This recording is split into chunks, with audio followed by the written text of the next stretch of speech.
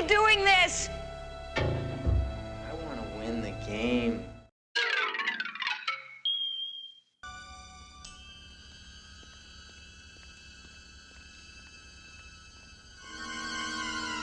Okay guys, today I'm going to tell you about a movie you probably never seen, you may never even heard of, but maybe you should watch it. It's a movie no one seems to even talk about anymore. It's called Tag, the Assassination Game.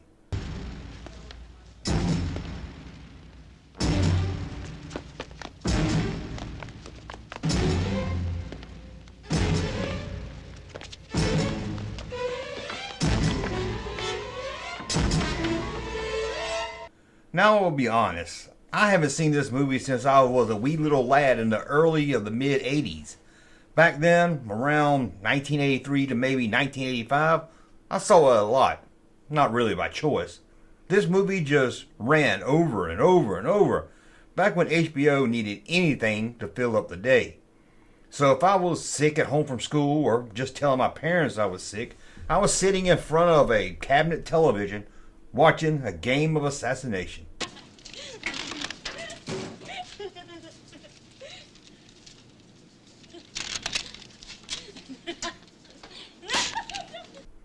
So what is this movie? First off, let me say it has nothing to do with the movie called Tag, released in 2018. This one here was released back in 1982 and starred two very often seen stars in the 80s. One of them, Robert Carradine, who most of us kids from the 80s knew as that nerd dude from those movies about the nerds. And the other star in this film was Linda Hamilton, who all of us kids knew as that lady that outsmarted the Terminator. It takes place at college, where a group of students would play a game of tag. But not like we played tag as a kid. Not that tag you're it and you run. These students will use those toy dart guns. No. Each player would be given a name and profile of a person they had to assassinate. Once they assassinated their target, they would take that player's target person and go after them until one person was standing. So, see, it's pretty simple. That sounds fun. But it was really hard for most students to win, unless you were a student named Lauren, who had become a master at the game, winning the game every year. Competition's shitty this round. There's no challenge anymore. Well, if you're gonna win all the time, I wish you'd at least clean up your act. However, this time, things go wrong. When Lauren was assigned to assassinate a geeky nerd, that nerd drops his dart gun, causing it to go off, hitting Lauren, taking him out of the game pretty early on. You're dead! Wait a minute. Wait a minute, nothing. The gun went off, it hit you, it's my gun, you're dead! It wasn't in your hand. It was an accident. There's no rule that says it has to be in your hand. I beat you. I beat number one. I can't wait to tell Carpenter. Lauren can't handle this. He can't imagine everyone knowing he was taken out by such a weak player, and by a simple mistake. This caused him to have a mental breakdown, and knowing that no one actually saw him being taken out by this nerd, he kills him with a real gun. No hard feelings, Dwayne. Ah, Gersh. Thanks.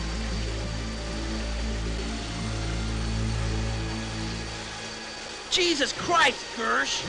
What's wrong with you?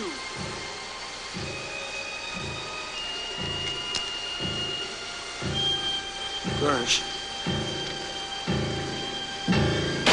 This gives Lauren a great plan. To play the game, but with a real gun, taking out each player. The more people he takes out, the more he sinks into a world believing he's some kind of secret agent. Robert Carradine plays Alex, who's a college student pretending to work for the college newspaper and writing a story about the game. He makes all this up so he can get a little closer to Susan, played by Linda Hamilton. Hey. Well, screw you, Frank. I'm doing a feature on it. Great. I'm gonna tag along with one of the players, get an inside look. Hold it. You wouldn't be tagging along with the mystery woman? You know, the one with the moist and quivering lips and the piercing eyes, would you? Maybe. Alex soon discovers what's really going on with this year's game after students go missing. He has to help Sarah not only win the game, but keep her alive.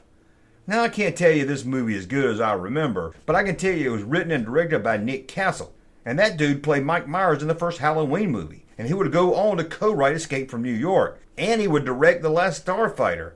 So it has to be somewhat good, right? But then again, the guy did direct Major Payne. Get set.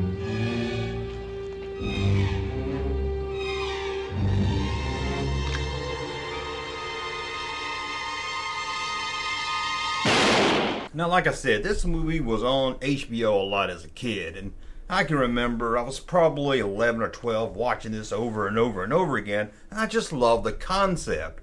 It made me really want to go to college, although I never did follow through with that. I thought this was like college was going to be like, and I really did enjoy it. And what I did in my neighborhood is I always tried to get other kids to play it. I had a couple of friends in the neighborhood, Kevin, Nick, Boyd, and I always wanted them to play this game. I would even buy the dart guns, make a profile list, and pass it all out. But no one seemed to really invest in this game like I did.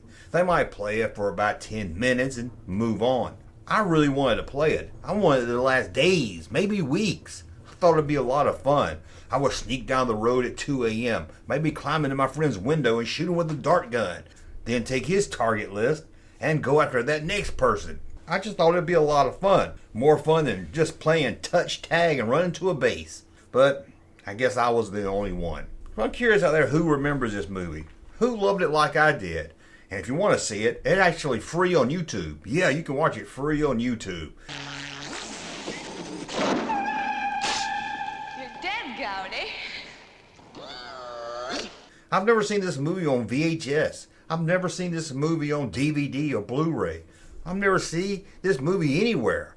I don't see reruns of it. I don't even see it on Tubi TV. And they'll put any crap on there. Again, it may be good, it may be bad. I'm going to have to watch it tonight and decide, hey, does it hold up?